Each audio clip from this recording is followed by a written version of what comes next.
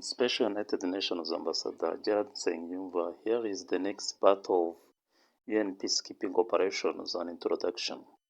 National ownership.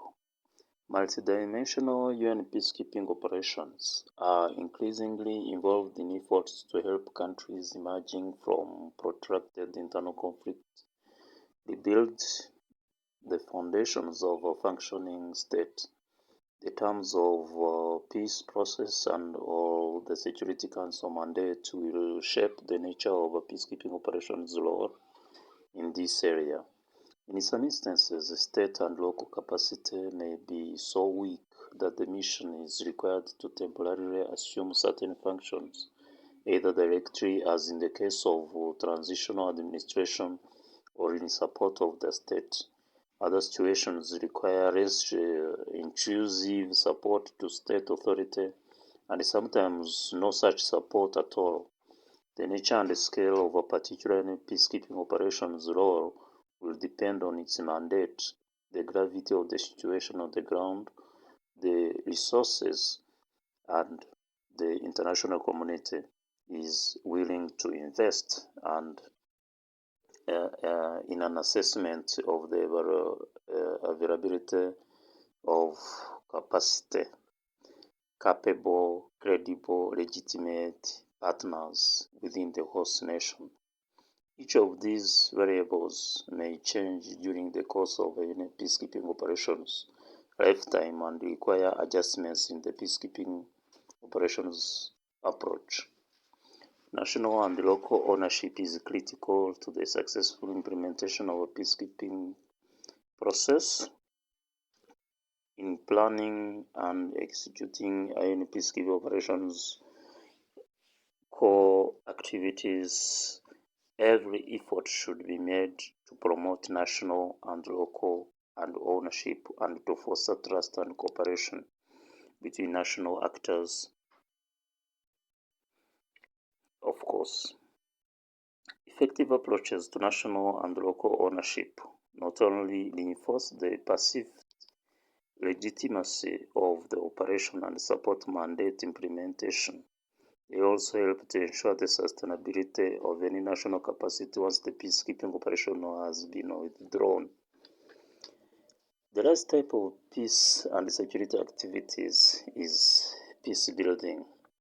UN peace-building activities involves a range of measures aimed at reducing the risk of lapsing or relapsing into conflict. The national capacity to manage conflict and build a foundation for sustainable peace and development are strengthened at all levels. For this reason, many multi-dimensional peacekeeping operations are also involved in peace building when they are mandated to help national authorities rebuild a state.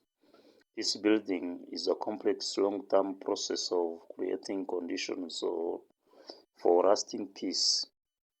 It works on the deep-rooted causes of the conflict, addresses core issues that affect the functioning of society and the state, aims to improve states' ability to govern effectively. Examples of peace-building activities include security sector reform, assistance to rebuild justice systems, and support for the creation of national human rights institutions and other activities aimed at strengthening state structures. Then we learned about a brief history of UN peacekeeping operations, the need for UN peacekeeping, the post-Cold War, and the new environment.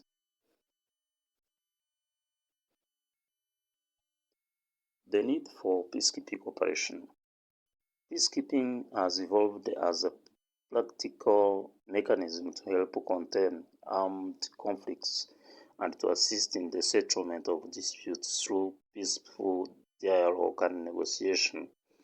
With the onset of the Cold War, the world became divided into two ideological blocs, making the collective security provisions of the United Nations Charter less effective.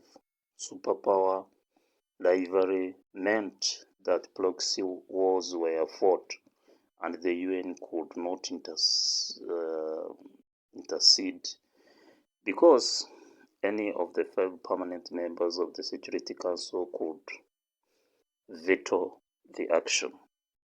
Faced with that constraint, the UN devised the tool of peacekeeping.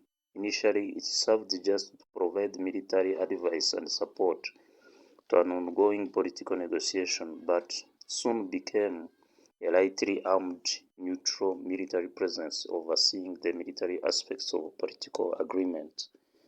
The late 1940s saw the establishment of the first operations that would later be referred to as Peacekeeping UNTSO in the Middle East and UNMOGIP